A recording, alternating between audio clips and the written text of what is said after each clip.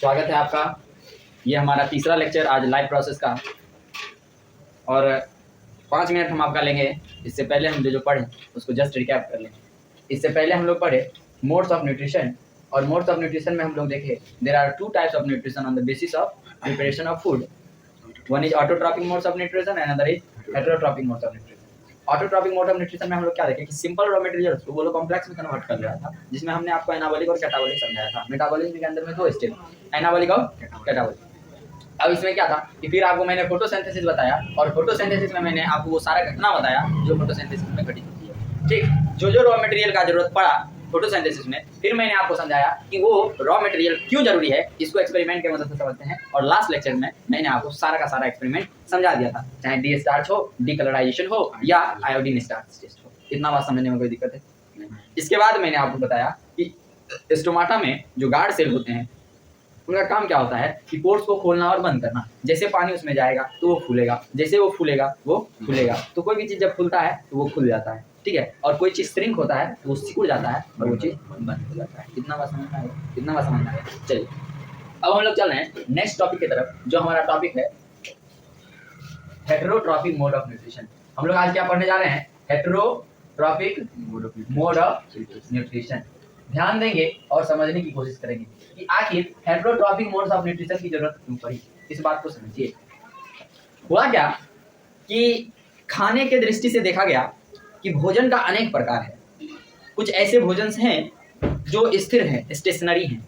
कुछ ऐसे भोजन हैं जो चल रहे हैं। जैसे अगर मान लीजिए कि अभी हमको कुरकुरे खाना हो तो क्या करेंगे कि कुरकुरे निकालेंगे और खाएंगे, तो इन दैट केस कुरकुरे हमारे लिए अस्थिर है और वो स्टेशनरी है। लेकिन जब एक सेल को बिल्ली को खाना पड़े और बिल्ली भाग रहा हो, तब उस सेल के लिए भोजन क्या है? भोजन क्या है? मोशन में है। तो इससे आपको क्या पता चल रहा है कि 2 केस तो सिंपली आपके सामने है कि भोजन 2 प्रकार के हो गए, एक रेस्ट में होंगे तब और दूसरा मोशन में। हमारी बात समझ में आ रही?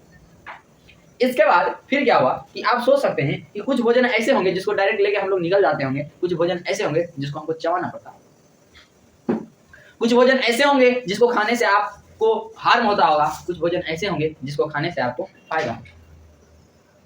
कुछ ऐसे ऑर्गेनिज्म होंगे जो लिविंग ऑर्गेनिज्म का बनाया हुआ खाना लेकर खा लेते होंगे, कुछ ऐसे ऑर्गेनिज्म होंगे जो डेड और डिकेइंग पर सर्वाइव करते हैं। ठीक है, तो इसमें देखें कि सब तो दूसरे से ही ले रहा है। तो सर आपने बताया कि हेटेरोट्रॉपिक मोड ऑफ न्यूट्रिशन मतलब दूसरे जीवों पर या दूसरे चीजों से भोजन ले लेना या उस पर आश्रित होना भोजन के लिए, इसी को तो हेटेरोट्रॉपिक मोड ऑफ न्यूट्रिशन कहते हैं। लेकिन दूसरों से लेने का तरीका तो अलग अलग है, इसका मतलब हेटेरोट्रॉपिक मोड ऑफ न्यूट्रिशन भी अलग अलग होते होंगे। तो फर्दर हम लोग पढ़ेंगे types of heterotrophic modes of reproduction. तो हेटेरोट्रॉपिक मोड्स ऑफ न्यूट्रिशन में फर्दर हम लोग 3 मेन चीजें पढ़ेंगे, 3 मेन कॉन्सेप्ट्स है। Holozoic modes of nutrition, holozoic modes of nutrition, ठीक है। Parasitic mode of nutrition, parasitic mode of nutrition, parasitic mode of nutrition, और लास्ट पढ़ेंगे हम लोग सेप्रोफाइटिक मोड्स ऑफ न्यूट्रिशन।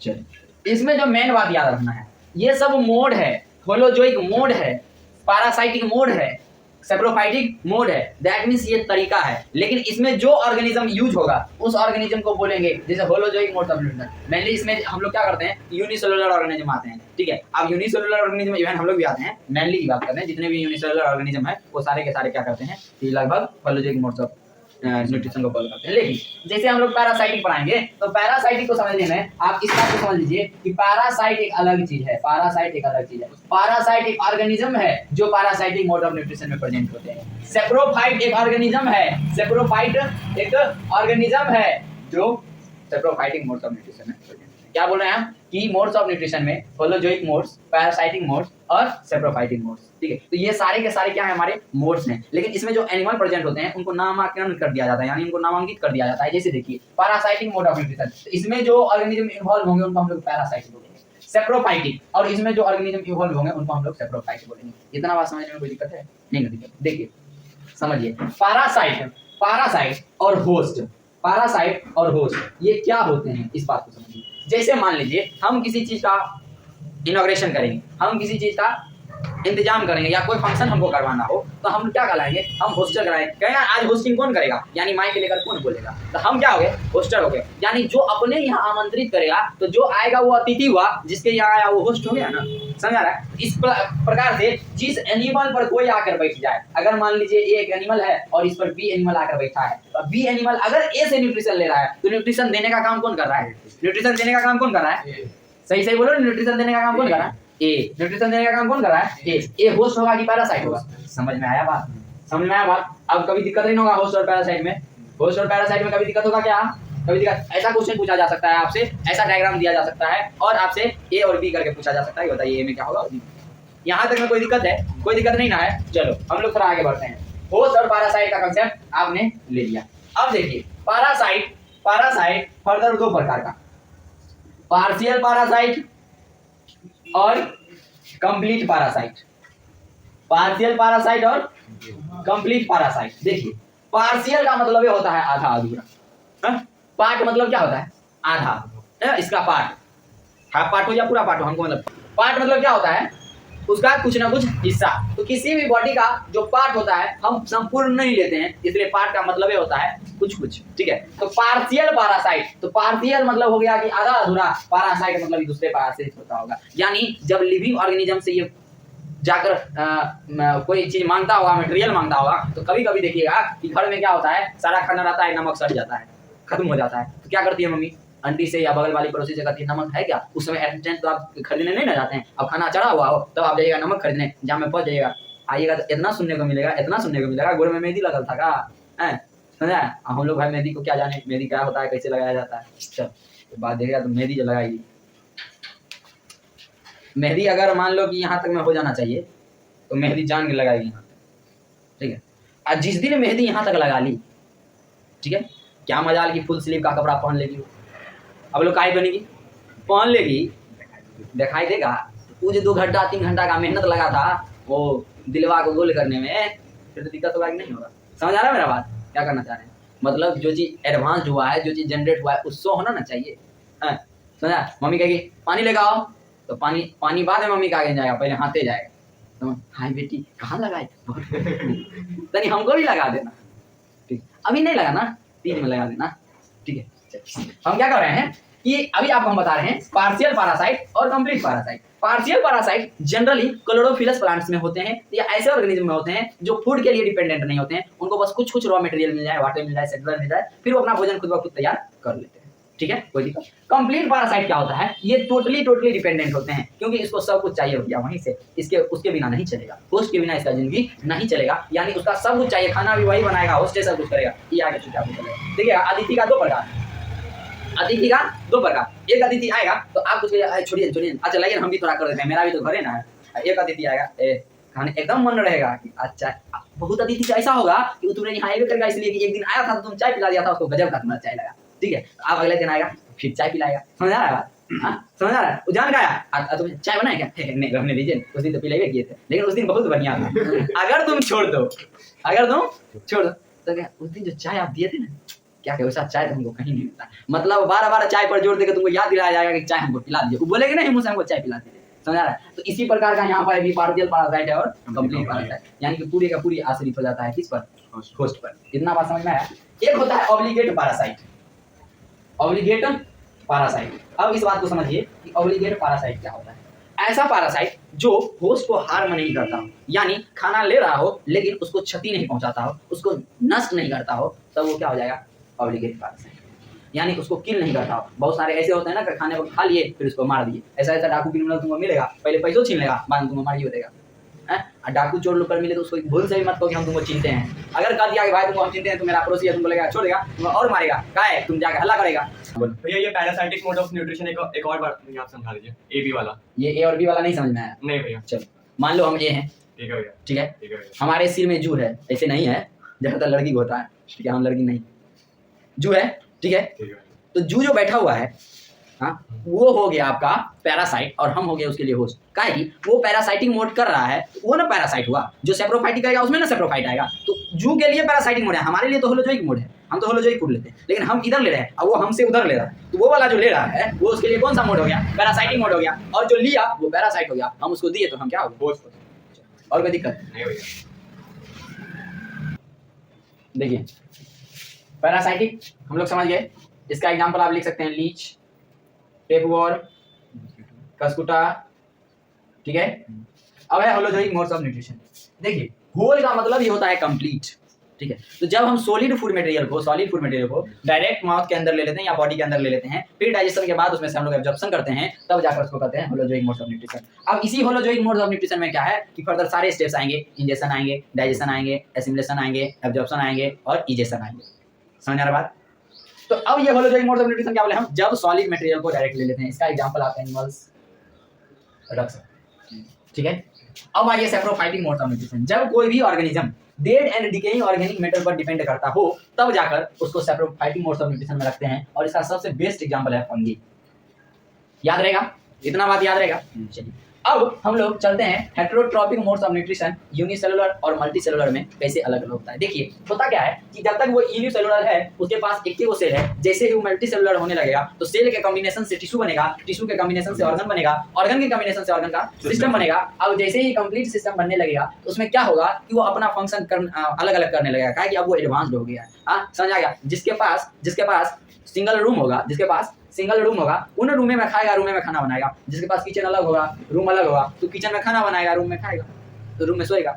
समझ आया मेरी बात? ठीक। इसी तरह से क्या है कि ये अब एडवांस्ड हो जाएगा। तो अब हम लोग चलते हैं modes of nutrition in unicellular and modes of nutrition in multicellular. इतना बात समझ आ रहा है? मल्टीसेलुलर कहने का मतलब हम लोग एनिमल से जान रहे हैं, ठीक है। अब हम लोग एनिमल और यूनिसेलुलर में देखेंगे। यूनिसेलुलर में जो आपके बुक में दिया हुआ है वो अमीबा और पैरामेसियम का दिया हुआ है। छोटा सा कंसेप्ट है, डायग्राम की मदद से समझ लेते हैं। इसमें एक अमीबा या पैरामेसियम पूछेगा ही पूछेगा, हो सकता है कि दोनों पूछ दे। क्योंकि अब ऑब्जेक्टिव सिस्टम चला गया तो पैरामेसियम में आपसे पूछ देगा कि पैरामेसियम जो है फूड किसके मदद से लेता है, ठीक है। कौन सा ऐसा मूवमेंट, कौन सा ऐसा स्ट्रक्चर है उसके पास जिसके मदद से फूड को वो स्पेशल स्पॉट तक ले जाता है, ठीक है। अब ठीक इसी तरह से क्या होगा कि वो आपसे लॉन्ग आंसर में दो लाइन या 3 लाइन वाले में पूछ देगा कि भैया अमीबा अपना फूड कैसे लेता है बताइए। उसमें आपको डायग्राम बनाना पड़ेगा। हम दोनों का डायग्राम बना देते हैं, पैरामेसियम का भी और किसका, अमीबा का भी, ठीक है। देखिए ये यूनिसेलुलर है, इसका स्ट्रक्चर अमीबा एक ऐसा चीज है, इसका स्ट्रक्चर आसानी से आप बना सकते हैं अमीबा का, ठीक है। चलिए अभी हम आपको बता रहे हैं, क्या बता रहे हैं, modes of nutrition in unicellular. क्या बता रहे हैं, modes of nutrition in unicellular. अब देखिए यूनि मतलब एक, यूनिक यानी किसी भी शब्द में यूनि जुड़ जाए उसका मतलब होता है एक। यूनि का मतलब क्या होता है, एक यानी यूनिक है। क्या ये बच्चा यूनिक है, यानी पूरी क्लास में इसके जैसा कोई नहीं है, ठीक है। तो यहाँ पर क्या है, यूनिसेलुलर यानी एक सेल से बना हुआ प्राणी, ठीक है। तो जो एक सेल से बना हुआ है वो मान के चलिए ये हो गया अमीबा।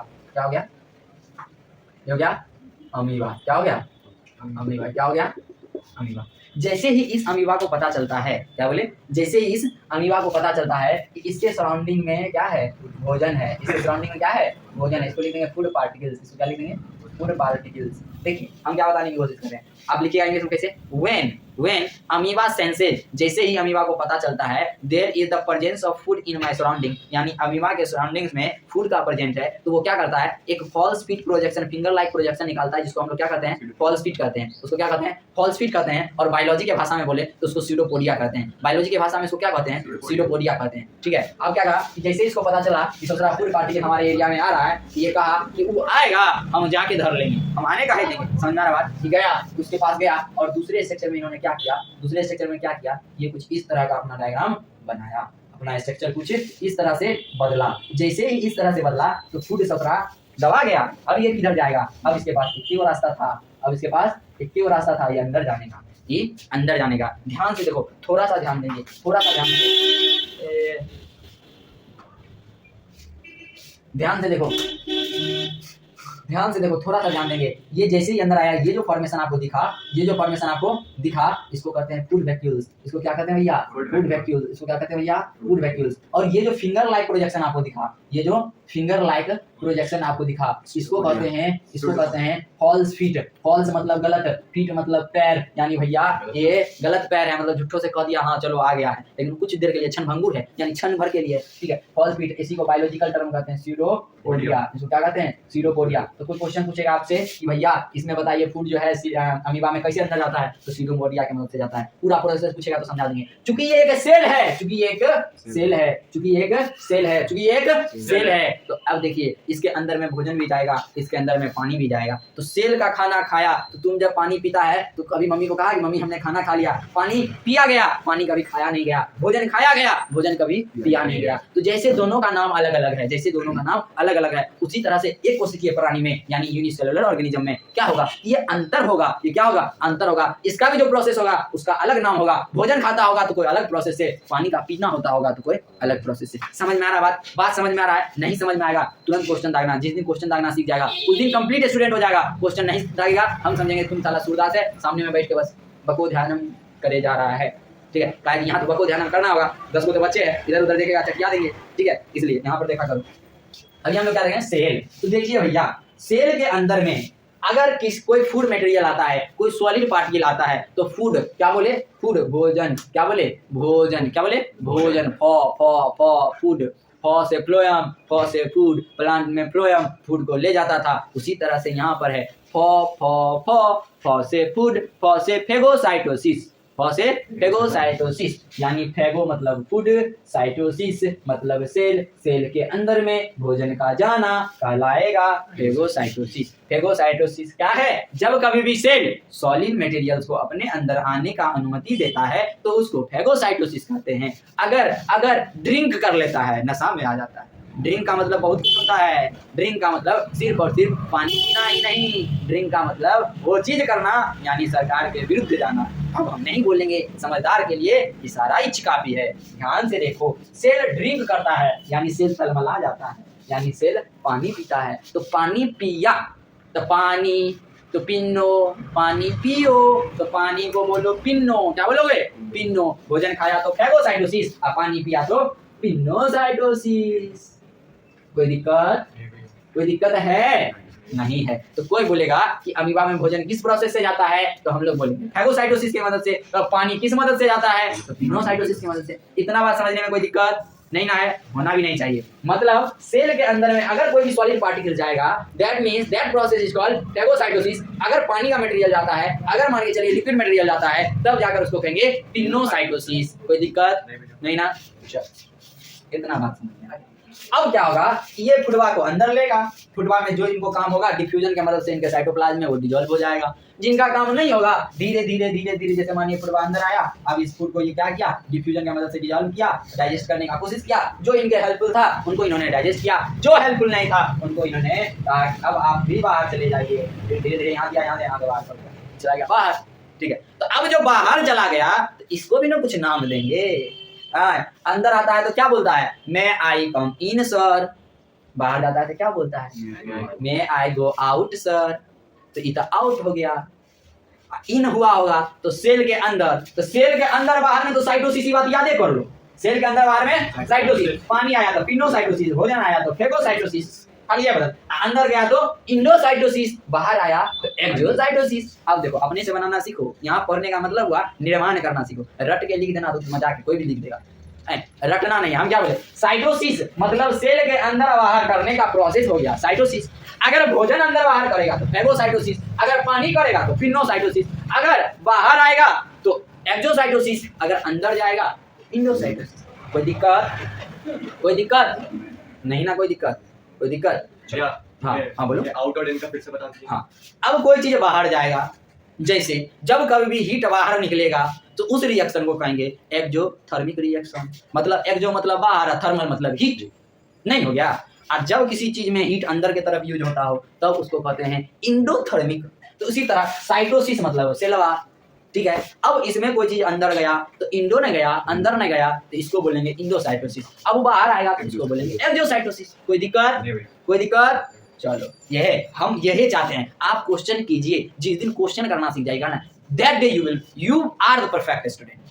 समझ में आ गया? समझ में आ गया? रामानुजन साहब के शिक्षक पढ़ा रहे थे कि बच्चों 12 को 12 से भाग देते हैं तो 1 होता है, 12 को 12 से भाग देते हैं तो 1 होता है, 1000 को 1000 से भाग देते हैं तब पर भी 1 होता है बच्चों। इसका मतलब आप क्या समझे कि 0 से 0 कट गया, 1 बटा 1 हो गया। यानी अगर 1000 सेब को 1000 बच्चों के बीच बांटा जाए तो प्रत्येक बच्चों को एक सेब मिलेगा। लेकिन उसी में से कोई रामानुजन थे जिन्होंने उठे कहे सर आपने कैसे कह दिया कि 0 का वैल्यू नहीं है। ससुरा 0 बहुत दगाबाज है, दगाबाज नहीं, दगाबाज कहना गलत होगा, बहुत ईमानदार है, जिसके साथ जुड़ता है उसका महत्व बढ़ा देता है। जिसके कहते हैं ना अगर आदमी बनना है तो ऐसा आदमी बनो, बड़ा भी बनना हो कितना भी बड़ा बनो, लेकिन पैर तुम्हारा कहाँ होना चाहिए? जमीन पर होना चाहिए। तब गिरने का डर नहीं रहेगा। गिरने का डर कब होने लगता है? जब आप ऊपर उठने लगते हैं। समझ आ गया? जब पैर जब पैर जमीन पर रहेगा तो गिरेगा कैसे? समझे? तब सपोर्ट रहेगा ना, और ऊपर चल जाएगा तो नीचे में इमेजिनरी सपोर्ट रहेगा, इमेजिनरी वर्चुअल इमेज रहेगा, वर्चुअल सपोर्ट। समझ आ रहा बात? तो आपको क्या हम समझाना चाह रहे हैं? आपको हम समझाना चाह रहे हैं कि ये क्या कहे थे रामानुजन साहब, वहां पर क्वेश्चन किए